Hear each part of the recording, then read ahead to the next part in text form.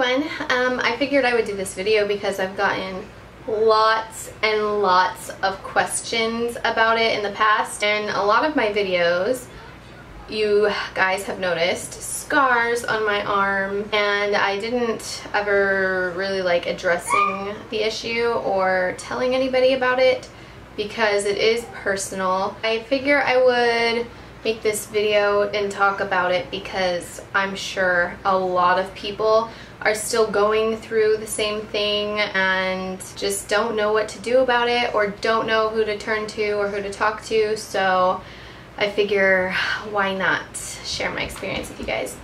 So I started getting like depressed and sad and angry at everything when I was about, I honestly don't remember. I was dealing with depression in my teen years when I was about 16 maybe. I kind of just didn't know how to handle my anger or my stress or anything, so I started hurting myself. In other words, to put it more bluntly, I did cut myself for a few years. It kind of just got worse and worse as time went on. I'm sure you guys have seen these scars right here on my arm. This one is actually fading. These are keloids.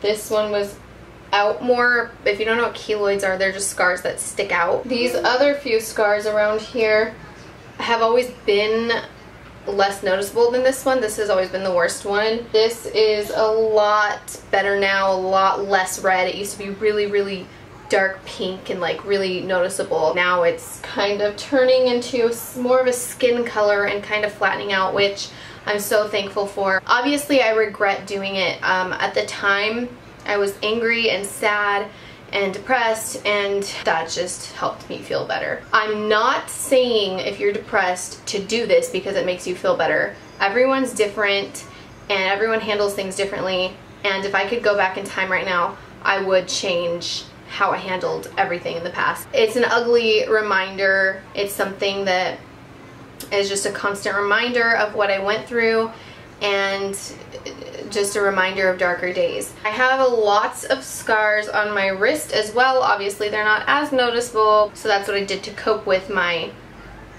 depression. I didn't feel comfortable talking to anybody about it. It was something I was ashamed of. I tried hiding it. I wore a lot of t-shirts back then and long sleeve shirts and or sweaters, so I figured cutting right here would be a lot less noticeable than cutting on my wrists, and it turns out obviously it's not. It's worse. It didn't occur to me that I would possibly ever wear tank tops or cute dresses or things like that, so that's why I cut right there, which obviously was a really bad idea. I obviously knew I had a problem. I just didn't want to tell anybody about it. I didn't want help. I didn't want to have to deal with things differently.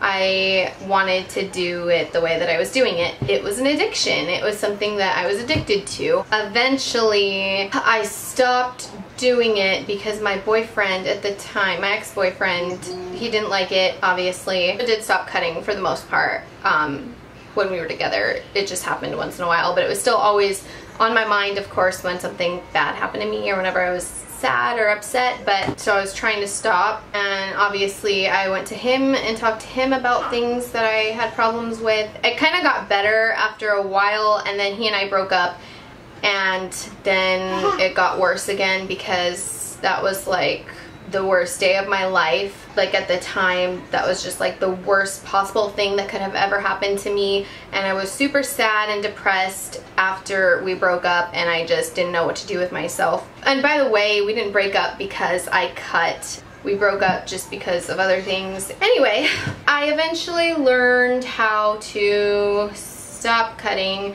and then Danny and I started dating really shortly after my ex and I broke up, actually. Then I had him to start talking to. I mean, I had other people that were there for me, like my mom and stuff, but I don't know why I never felt comfortable talking to any of my family about it, because it was something I was embarrassed about and ashamed of, and I just felt weird going to any of my family about it. But it probably would have helped if I did. This is kind of hard for me to talk about, so sorry if I'm kind of like all over the place with this and just kind of awkward.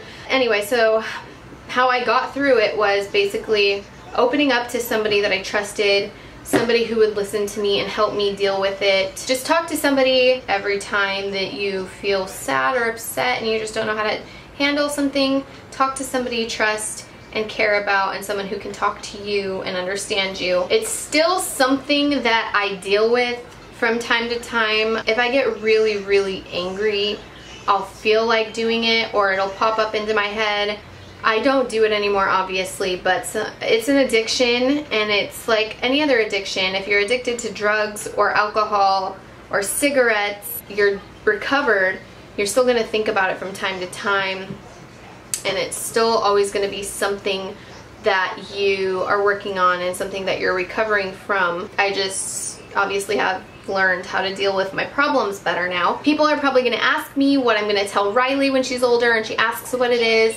I'm not going to lie to her. I've lied to a lot of people about it. Tons of people ask what my scars are from, and well, they used to when it was worse. People would always stare at it when I would talk to them, and it would make me so uncomfortable. People would just like look at my arm like they thought I couldn't tell that they were looking at it or something. People were never afraid to ask, what's your scars from, or what happened to your arm? I think it's rude. On the internet, people will defend me and say that's really rude to ask somebody, and then people will be like, it's not rude, it's just a question. And it is kind of rude, actually. Like, it makes the person uncomfortable. Maybe not everybody, like if somebody has a scar on their knee from falling off a bike or something and you ask, that might be a little different. But if it's in an area that looks like it was self-intended or something, or it's in an area that is, you know, I don't know, you just need to keep in mind that everybody's different and people are going to take things differently, and some people do get offended by things like that, and you need to just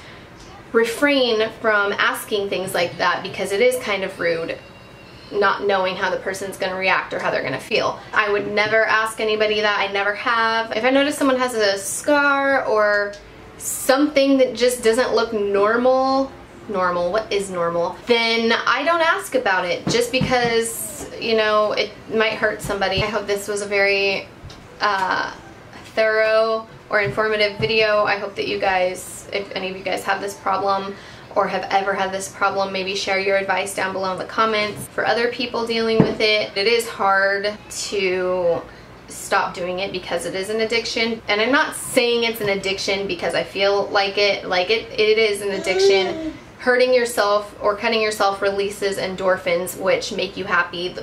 When you exercise, it releases endorphins. The first step is wanting to get help and talking to somebody about it, and then everything should get better from there. I just figured I'd finally make this video because I've gotten so many questions. I've never responded to anybody about what it was from. I've never told anybody on the internet, although I'm sure tons of people assumed. I mean, people have said really mean things to me before, like it looks like a terminal disease, or people have, you know, just said crazy things that are so inappropriate, but I guess that's just what happens on the internet. I totally went off track earlier when I was talking about what I'm going to tell Riley when she's older and she asks. I'm going to tell her what it's from, but I'm also going to talk to her about how to deal with your problems and how to, you know, just talk to somebody about it. Just gonna have a really good talk with her, basically. So that's pretty much it. I hope you guys enjoyed this video, even though it was probably a little bit depressing. But my whole goal with this was to just help other people. Thank you guys for watching. I will talk to you later.